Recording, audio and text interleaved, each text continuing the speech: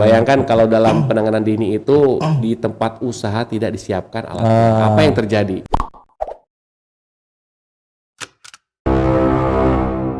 Assalamualaikum warahmatullahi wabarakatuh. Jumpa lagi di Rujuk Podcast dan masih bersama gue Muhammad Lukman.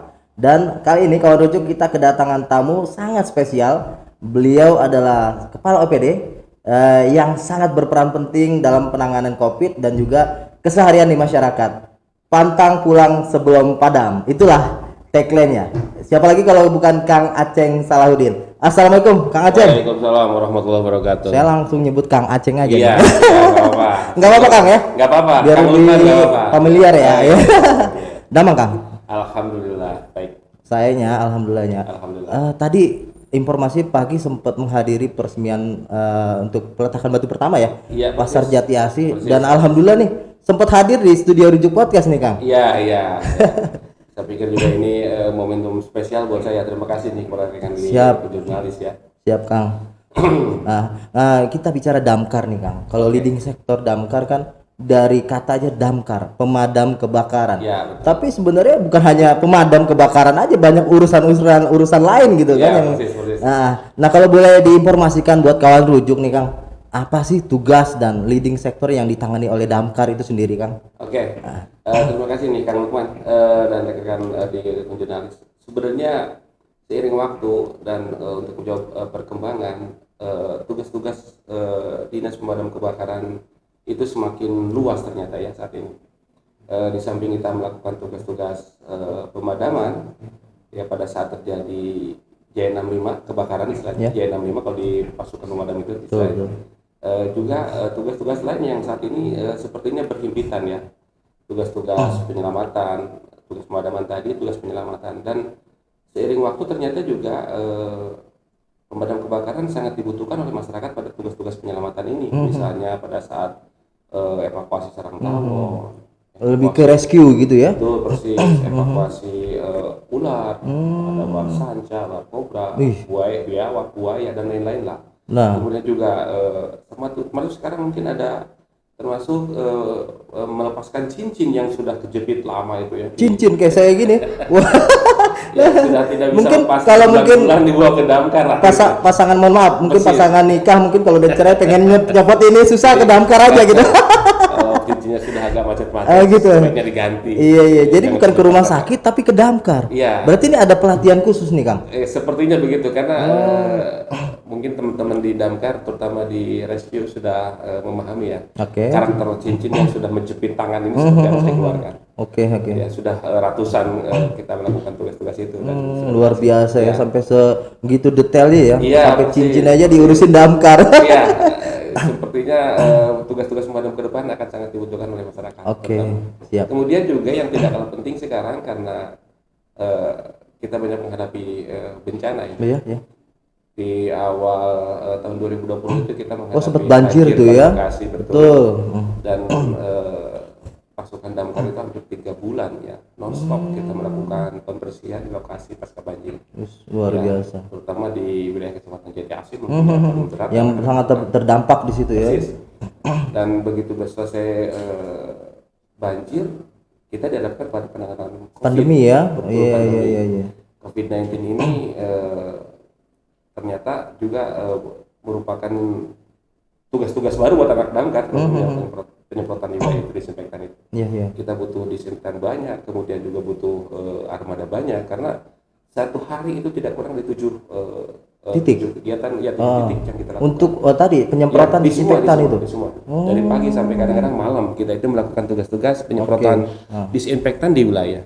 Ini yang menurut hemat saya juga mungkin ke depan kelihatannya akan semakin banyak tugas-tugas penyemprotan disinfektan ini. Karena kasus makin meningkat nih ya. Persis seiring dengan bertambahnya mungkin ya jumlah terpapar atau masyarakat yang terpapar COVID-19, sehingga pada saat ada yang terpapar di wilayah RT RW itu pasti meminta ke Menghubungi ya damkar ya. untuk melakukan penyemprotan di sini. Itu harus siap berarti dari Harus tugas siap, Kang harus Aceng siap. itu ya. Ya, artinya tugas yang tadi saya sebutkan itu berhimpitan Oke. bersamaan. Nah, Kadang- sebelum kita khusus bicara penanganan COVID oleh damkar nih. Nah, kita juga pengen tahu nih Kang. Damkar ini kan tugas pemadaman juga ya. Iya, Yang betul. intinya ke sana gitu Betul. kan. Nah, sejauh ini untuk perangkat, terus alat-alat dan kendaraan untuk pemadam kebakaran sudah mencukupi atau masih kurang sih, Kang? Ya, baik. Terima kasih Kang Lukman. Ini pertanyaan bagus nih. Ah, Di damkar ini kan sebenarnya yang eh, paling penting gitu Betul, untuk dipahami oleh seluruh anggota pasukan itu adalah dalam SOP-nya pada saat anak-anak berangkat melakukan pemadaman. Pada saat berangkat dari Mako atau dari sektor itu kita dihitung 15 menit respon time-nya itu. respon time-nya ya. Kecepatan pasukan kita untuk sampai di lokasi di TKP. Nah, kecepatan itu tentu sangat erat kaitannya dengan faktor-faktor lainnya. Ketersediaan sarana kantor kita. Ya, kalau kita berhitung 12 kecamatan target pembangunan pos sektor di kecamatan, maka sampai hari ini yang baru kita selesaikan hanya baru 5 ya. Baru 5 ya? Artinya dari ada 12 kecamatan baru 5 nih ya, persis. pos Ada sektornya 7 ya. kecamatan yang belum kita selesaikan. Nah, ini berdampak kepada respon time tadi. Persis, ini pekerjaan rumah. Oke. Terutama di wilayah-wilayah di kecamatan-kecamatan yang belum terbangun pos damkarnya. Karena harus kita gerakan armada yang paling dekat dengan wilayah itu atau dari Mako. Betul. Misalnya contoh Kecamatan Pondok Gede. Maka untuk melakukan penyelamatan, pemadaman terdekat? di wilayah Pondok Gede kita harus menggerakkan pos terdekat, Keranggan yang terdekat. Oh, dengan Keranggan Mako. ya. Itu butuh waktu hampir setengah jam kita sampai di lokasi. Oh, waktu sempat kejadian yang di SMA Yadika itu ya? Persis. Kita butuh waktu lama untuk sampai di lokasi, traffic jamnya luar biasa, kemudian juga jalanan Akses jalan masuknya juga ya. sempit. Di samping itu juga mungkin kesadaran warga masyarakat pengguna jalan Nah, yang ini belum menarik, memberikan Kang. ruang.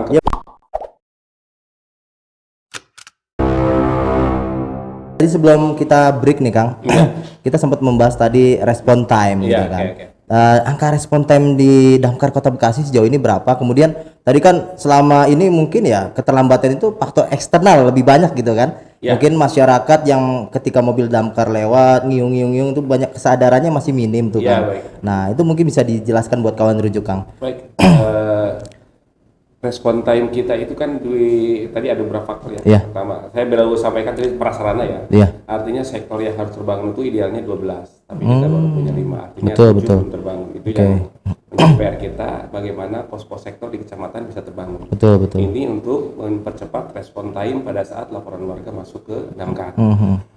Yang kedua, prasarananya yang kita punya saat ini, yang kita miliki saat ini, mobil damkar itu baru 14 unit ya. 14 unit ya? 14 unit untuk Oke. backup 56 kelurahan. Nah, itu 14 unit itu di Mako berapa? Di sektor berapa yang tadi ada 5 tuh, Kang? Ya, di sektor sekarang yang 5 itu 222. 222 ya, oke. Sisanya di Mako, ada 4 unit ya, oke. harus kita akui bahwa dengan jumlah armada 14 cukup berat buat kita untuk menjangkau. Masih sangat kurang sebenarnya ya, Iya, Kang? betul. Makanya kita terus menyampaikan kebutuhan prasarana ini kepada teman-teman di TPD untuk secepatnya memang karena sangat dibutuhkan pengadaan mobil pemadam ini segera direalisasikan. Nah, idealnya berapa lagi gini, Kang? Dari 14 mungkin Sebenarnya penambahannya? kalau kita mengacu kepada Permendagri itu dalam setiap 50.000 jiwa itu harus ada 1 unit. 50.000 jiwa. Iya, Nah, 50.000 jiwa mungkin itu cuma kelurahan doang nggak, Kang? Jadi tetapi tidak begitulah. Kita sedang mengoptimalkan sekarang melimpahnya sumber daya manusia di damkar. Iya. Pasukan-pasukan yang sudah terlatih selama 3 tahun belakangan ini sudah kita optimalkan walaupun Iya, dengan prasarana terbatas. Tadi kan bisa kita bayangkan lah 15 menit mencapai Pondok Gede. Bahkan di beberapa kejadian yang mungkin skala besar seperti Pasar Baru. Kemarin ya, Pasar Baru itu ya. Kita kan meminta pemadam di perbatasan. Iya. DKI Jakarta maupun Kabupaten Bekasi. Itu konsekuensinya apabila kita menghadapi kejadian dalam skala besar, artinya kita tidak mampu melakukan Sendiri ya? karena jumlah Oke. prasarana terbatas. Ini yang sedang kita upayakan.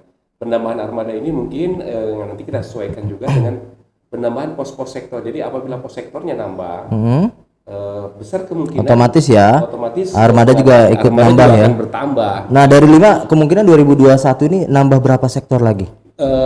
Yang sudah kita rencanakan di tahun 2021 ini, satu pembangunan markas komando di Jalan Komodo Raya yang alhamdulillah mudah-mudahan terrealisasi dengan baik ya. Yang kedua rencana pembangunan pos sektor Jati Asih, kemudian pos sektor Bekasi Timur, Bekasi Timur. ya, dan Bantar Gebang. 3 lagi ya. Bantar Gebang Dengan di kalau luar kita- tadi untuk Mako ya, Artinya renovasi kalau sudah ada eksis 5 ditambah 3 kan sudah 8. Betul. Mendekati targetnya lah. Kalau 2022 bisa kita dorong maaf misalnya 2 saja, berarti kan sudah hampir 10 pos pemadam diselesaikan dari target 12. Artinya kan kalaupun tidak 100% mungkin di akhir masa jabatan beliau 2023 itu paling tidak sudah 10 ya. sampai 10 sektor sudah selesai ya. Oke. Ini artinya berdampak kepada respon time tadi. Persis. Dari seluruh laporan yang masuk ke pos damkar, ke Mako Damkar saat ini semuanya kita respon, 100% kita respon ya. Semuanya bisa kita tangani. Hanya saja mungkin bicara respon time, kita jujur belum bisa mencapai angka 100%, baru 81%. Oh, itu juga angkanya udah luar biasa sebenarnya. Jadi semua laporan yang ke Mako Damkar masuk itu bisa kita respon semuanya, dan di antaranya 81% itu respon time-nya di bawah 15 menit. Di bawah 15 menit. Ya. Bayangkan kalau kita terlambat datang, maka posisi di TKP itu api sudah mencapai suhu di atas mungkin 150 derajat Celcius. Mungkin lebih lama lagi proses lebih banyak korban artinya. Materi lebih banyak, betul. Itu yang kita antisipasi kenapa respon time harus 15 menit. Pada saat armada kami keluar Mako membunyikan sirine, itu bukan berarti ugal-ugalan sebenarnya. Karena kami harus mengejar tadi ya. Kedaruratan, gawat daruratan. Gawat darurat. Daruratnya di situ karena sampai di lokasi TKP pada saat orang masyarakat membutuhkan pemadaman dengan segera. Jadi itu mungkin sekilas bahwa pentingnya respon time itu di situ. Nah, mungkin himbauan buat masyarakat nih Kang ya, nih pengguna jalan gitu kan. Mungkin ketika nanti ada mobil pemadam kebakaran yang mungkin tadi gawat kedaruratan gitu kan. Sebenarnya masyarakat mungkin sudah banyak tahu lah. Apalagi kan undang-undang berikan diskresi kepada pasukan pemadam untuk secepat mungkin sampai di lokasi. Betul. Kami menghimbau kepada seluruh warga masyarakat, pengguna jalan khususnya pada saat melihat mobil damkar sebaiknya minggir dan berhenti. Itu lebih aman agar pasukan kami bisa bisa melewati jalan ke TKP dengan lebih cepat lagi dan lancar.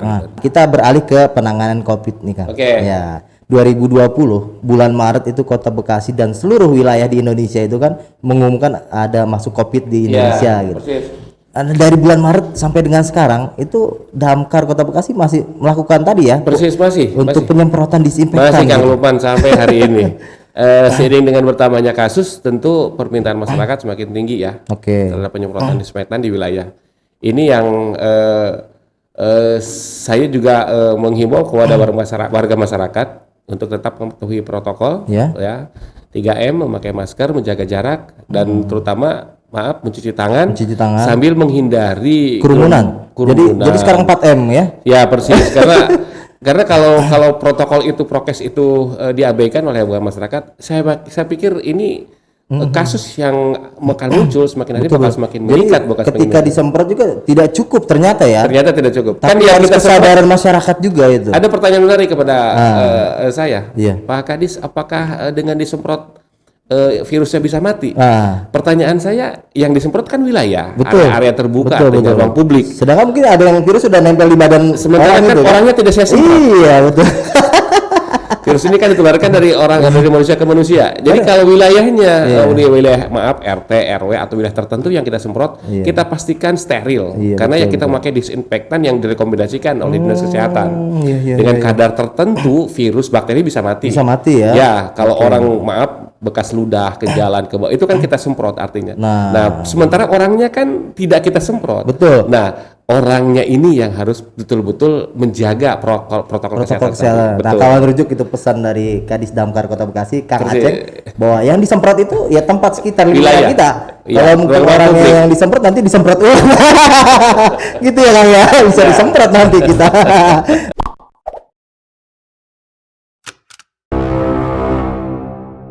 Kalau rujuk tidak terasa kita memasuki segmen terakhir dan berbincang dengan Kadis Damkar Kota Bekasi, Kang Aceng Solahuddin. Kang, di segmen 1 dan 2 tadi kita tuh panjang lebar nih Kang. Bicara mungkin tugas Damkar yang tidak hanya menangani kebakaran ya, kasus kebakaran. Kemudian proses tadi penyemprotan disinfektan di masa pandemi. Betul, gitu, persis. Kita juga mungkin nih Kang, tadi buat masyarakat atau kawan rujuk yang mungkin di wilayahnya ada kejadian mungkin musibah kebakaran atau apa, bisa menghubungi call center barangkali ya. Baik. Mungkin bisa diinformasikan ke kawan rujuk berapa nomornya Kang? Baik Kang Lukman. Jadi bagi warga masyarakat Kota Bekasi ya yang pada saat kejadian mungkin ingin melaporkan kejadian di wilayahnya, Iya, di lingkungan sekitarnya, kontak Mako Damkar di nomor 889 Oke. 57805 ya. Jadi bisa diulang, 88. 889 57805. Nah, itu kawan rujuk, nanti ketika ada kejadian apapun itu mungkin Laporkan tadi secepatnya dengan menyebutkan identitas ya Bang Oh, Lukman ya. gitu ya. Kang Lukman sekarang itu kita menerima telepon nyasar lah, bilang nyasar. Jadi ada orang-orang nggak bertanggung jawab juga gitu ya? Persis, ratusan setiap hari. Jadi pada saat Mako Damkar menerima laporan itu pasti dicek ulang. Dicek ulang, ditelepon kembali untuk identitas pelapor siapa, alamat siapa, baru kita gerakkan. Karena banyak telepon yang dengan sengaja iseng nyampe ke Mako Damkar. Jadi emang harus jam jelas. 1 malam, jam 2 malam, persis. Itu Padahal bisa kita laporkan ke pihak Telkom. Persis. Jadi pada saat melaporkan sebutkan identitasnya, alamat di mana, nanti akan kita cek ulang. Jadi biar real kejadiannya dan mungkin petugas Jangan sampai damkar pasukan kami sudah keluar markas untuk berangkat, ternyata laporannya palsu. sering ya. juga kejadian kayak Wah, gitu. sering sekali. Dan kita sudah melaporkan ratusan Pak kalau kita himpun itu ya. Kang. Oke, Bang. Oke, Kang, ini bicara apa pemadam kebakaran. Ini kan bicaranya kemanusiaan sekali, Kang. Persis. Tugasnya juga nggak hanya mungkin, ya mohon maaf, mungkin pegawai lain mungkin dari jam 7 sampai jam 5 sore udah pulang gitu. Persis. Ini 24 jam gitu, Kang. Iya, persis. Merasa ini nggak sih, Kang, apa di damkar yuk, wah capek nih, atau mungkin ada keluh kesah gitu. Alhamdulillah Kang Lukman. Jadi melaksanakan tugas misi kemanusiaan memang menurut saya tidak mudah ya. Iya, Apalagi penanganan kegawat daruratan. Tugas-tugasnya cukup luar biasa. Apalagi kan kita tidak tahu bahwa kejadian ini kapan, karena tidak direncanakan kapan, di mana kan kita tidak tahu. Makanya jam berapapun panggilan masuk ke Mako Damkar, mau jam 1 siang, jam 1 malam, jam 2 pagi, jam Langsung ya? berapapun kita pastikan pasukan damkar akan siap melayani. Standby itu, Kang, ya. Standby 24 jam. 24 jam. 24 jam. Persis. Betul. Makanya pasukan damkar itu saya minta di jam-jam rawan, jam 9, jam 10 malam itu melakukan apel kesiapsiagaan setiap malam di semua pos dan mako. Itu pasti saya cek. Oke. Ya, pas kesiapan pasukan damkar untuk merespon kejadian warganya siap nggak? Oke. Jangan sampai pada saat kejadian pasukannya tidak ada. Oke. Makanya jam 10 malam, jam 9 masih kita siagakan, apelkan. Artinya itu untuk meyakinkan bahwa pasukan damkar siap melayani masyarakat. Luar biasa. Baik, Kang. Damkar juga kan ada mungkin ya untuk masyarakat atau mungkin pemborong gitu kayak ingin membangun gedung gitu kan. Ya. Pengusaha yang ingin bangun gedung itu harus ada rekomendasi katanya sekarang, Kang. Baik. Rekomendasi damkar gitu ya. Jadi rekomendasi proteksi itu kan salah satu syarat untuk terbitnya izin mendirikan bangunan. Jadi yang PD yang diberikan kewenangan untuk memberikan rekom teknis kan bukannya damkar, LH, Dishub dan lain-lain lah. Nah, damkar bicara berkaitan dengan rekomendasi alat proteksinya. Kenapa? Karena kita juga mengacu kepada Perda. Perda mengharuskan setiap tempat usaha. Tempat usaha ya, yang gedung bangun itu ya. Kecuali kan kalau rumah tinggal belum diwajibkan. Oke. Tempat usaha itu wajib pada saat mengajukan IMB-nya harus dilengkapi dengan alat proteksi. Setiap tempat usaha. Nah, itu yang kita proteksi agar pada saat kejadian kebakaran, maka di tempat tersebut itu sudah ada alat yang digunakan untuk merespon Kayak APAR model gitu ya. Merespon pertama kali ya pada saat terjadi misalnya ada api, percikan api, maka kita bisa guna alat itu kan pasti direkomendasikan untuk menyiapkan alat. Iya. Dan itu saja mungkin tadi kata. Iya. Dan itu juga mungkin tingkat menyelamatkan si penghuninya lebih besar juga ya. Iya, persis. Karena udah ada alarm dulu gitu. Persis. Jadi kalau di tempat yang paling sederhana katakan hanya ada APAR saja pada saat muncul percikan api atau sumber api, maka saya pikir setiap penghuni yang ada di tempat itu bisa menggunakan alat pemadam api ringan, APAR namanya, untuk melakukan tanggap darurat pertama kali sebelum nanti pasukan damkar datang tiba di lokasi ya. Oke. Jadi di tempat usaha itu apabila sudah dilengkapi alat proteksinya dan sudah kita sudah kita periksa, sudah kita uji alatnya berfungsi, maka saya pikir di setiap tempat usaha itu sudah kita nyatakan aman. Karena pada saat kejadian alat itu bisa digunakan. Oke. Nah, itu pentingnya kita melakukan pemeriksaan dan pengujian alat proteksi ya di tempat-tempat usaha. Oke. Kita pastikan agar pada saat kejadian yang ada di lokasi bisa merespon pertama kali sebelum nanti pasukan damkar tiba di lokasi. Jadi penanganan dini lah ya. Penanganan dini persis. Bayangkan kalau dalam penanganan dini itu di tempat usaha tidak disiapkan alat, apa yang terjadi? Iya. Di kondisi pada saat situasi 0 sampai 15 menit pertama itu api masih di bawah 100 derajat Celcius, Kang Lukman. Itu udah itu ya teoritis ya itu. Ya, teoritis kalau di ruangan, maka akan sangat mudah dipadamkan. Lebih cepat gitu. Persis, akan sangat karena masih di bawah 100 derajat Celcius suhu apinya di ruangan ya. Nah, apabila sudah lewat masa itu 15 sampai 30 menit, maka akan meningkat lagi suhu di ruangan itu. Dan kalau mungkin terlambat lagi akan meningkat lagi ya. Terus makin lama makin membesar apinya dan akan sulit dijinakkan. Nah, pasukan pemadam sudah tahu itu. Pengalaman waktu Pasar Baru dengan yang SMA Yadi kayak itu berapa menit proses sampai itu kan udah tadi ada 15 menit gitu kan. Nah, untuk menangani itu berapa menit biasanya itu, Kang? Karena kebiasaannya sebenarnya respon time kita cepat 5 menit sampai di lokasi Pasar Baru. Untuk memadamkan proses memadaminya itu? Hanya saja karena area yang terbakar itu di pasar yang notabene bahan-bahannya mudah terbakar, di los baju, pakaian waktu itu, kemudian di kelontongan, sehingga api cepat menyebar. Api cepat menyebar. Saya hadir di sana hampir 8 jam kita lakukan pemadaman ya. Kemudian ini juga ya ketersediaan buat air buat apa? Persis, ya. Itu untuk menangani seperti apa? Ada pola tersendiri nggak? Ya, karena saat itu hidran yang ada di lokasi di Pasar Baru itu tidak berfungsi, maka kita melakukan manuver di sumber air terdekat. Sumber air terdekat paling itu kan di Kalimalang. Kalimalang ya. Kemudian setelah 2 jam ternyata api belum jinak juga, kita gunakan pola statis. Artinya kita mengambil sumber air dari kali yang berdekatan dengan Bank Jabar Banten. Kali itu kurang lebih sekitar 150 sampai 200 meter lah. Maka kita lakukan pola statis ya. Pola statis itu artinya mobil didiamkan, tidak digerakkan. Jadi yang mobil belakang aja persis yang secara air gitu ya. Secara itu nanti pompa mengisi mobil yang paling belakang terus berurutan sampai mobil depan baru. Luar biasa itu teknik-teknik seperti itu.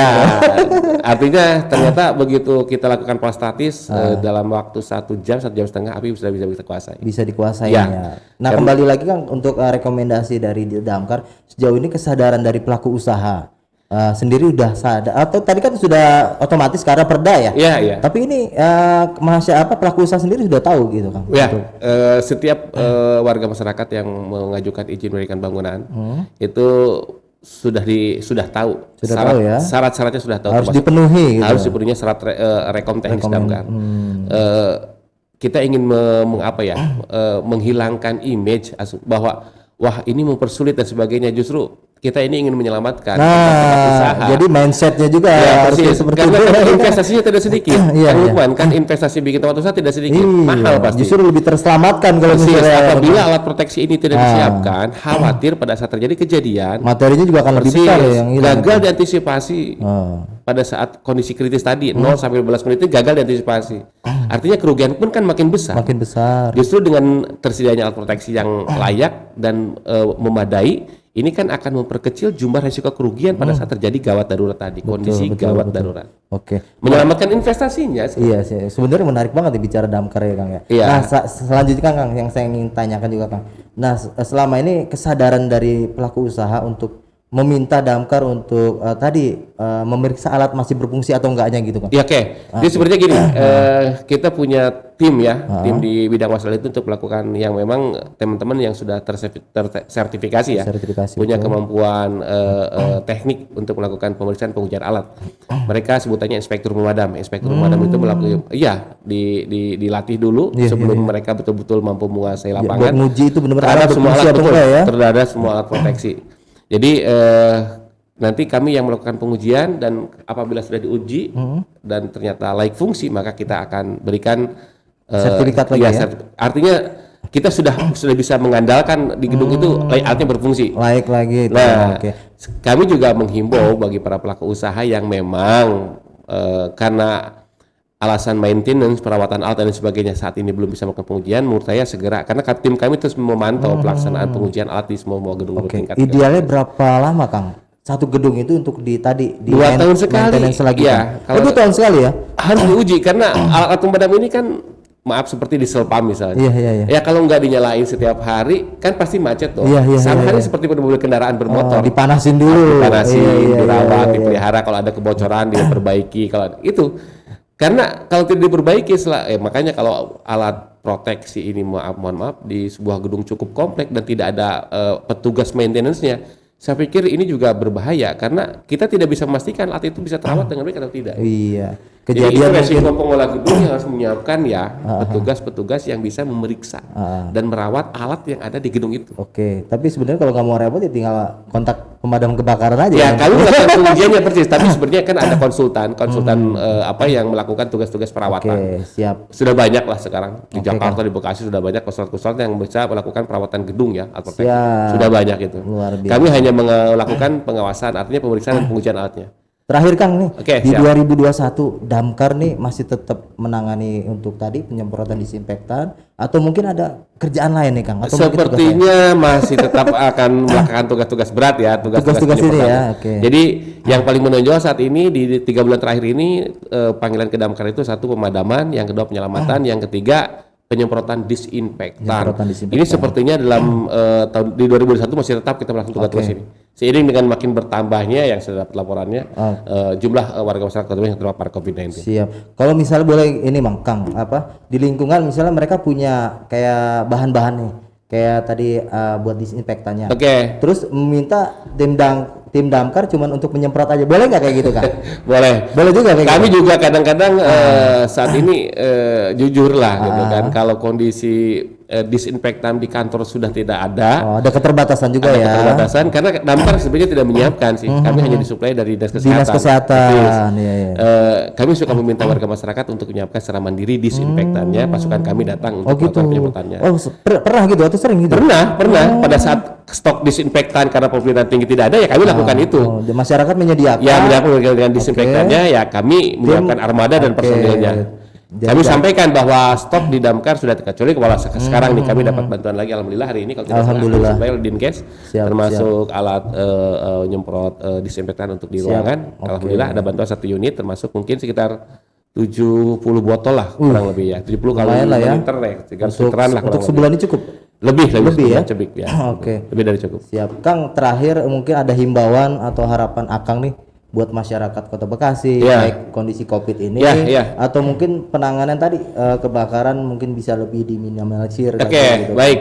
Seiring dengan tumbuhnya kesadaran warga masyarakat, Bang Lukman, kita harus akui jumlah penurunan kasus di 2020 cukup signifikan dibandingkan dengan 2019 yang lalu ya. Hanya 179 yang kami catat, luar biasa. Ini kan tahun kemarin 330 kejadian, tahun 2019, 2020 itu sekitar 170. Artinya terjadi penurunan yang cukup signifikan. Drastis ya. Ini berkat partisipasi warga masyarakat, kesadaran yang tumbuh di masyarakat untuk memperhatikan ya.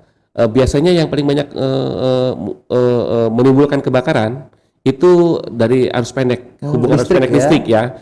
Jadi bagi warga masyarakat Bekasi yang instalasi listrik di rumahnya sudah cukup lama dan segera tua, diperbaiki gitu ya. menurut saya segera hubungi instalator listrik untuk melakukan perbaikan ya, untuk menghindari munculnya kebakaran dari arus pendek listrik. Yang kedua gas. Ya, terakhir kita dengar laporan waktu di Kemang pertama itu ada ledakan gas luar biasa bersih. Karena juga perlu saya sampaikan bahwa sebaiknya pada saat membeli tabung gas, maka warga masyarakat Bekasi menurut saya dihimbau langsung saja mengganti karet. Langsung ganti ya. Langsung saja ganti karet yang lama dipakai. Betul, diganti karena kita tidak tahu pada saat karet yang lama terpasang, kita pasang regulator gitu. regulator gasnya dalam kondisi tidak rapat, maka akan muncul kebocoran.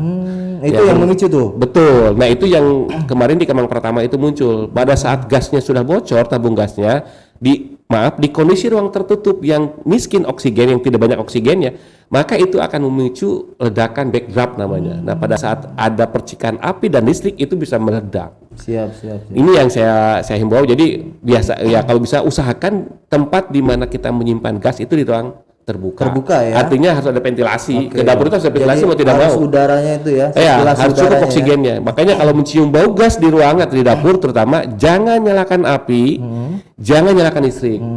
Buka pintu, buka jendela, biarkan angin masuk. Betul. Setelah aman, cabut regulator, ganti karetnya. Karetnya. Siap. Kang, ini menarik sebenarnya Kang. Ya. Cuman kita dibatasi waktu dan Kang Aceng juga masih banyak aktivitas. Sebelumnya kasih, kita juga terima kasih Kang Aceng dengan sama. tim sudah mampir ke studio Rujuk Podcast. Terima kasih. Sehat selalu Kang Aceng ya. Amin. Selamat bertugas. Terima kasih. Demikian Kang Rujuk perbincangan menarik kami dengan Kadis Damkar Kota Bekasi, Kang Aceng Salahuddin. Jangan lupa tetap subscribe dan like channel Rukun Jurnalis Bekasi yang menayangkan Rujuk Podcast. Gue Muhammad Lukman undur diri. Wassalamualaikum warahmatullahi wabarakatuh. Waalaikumsalam warahmatullahi wabarakatuh.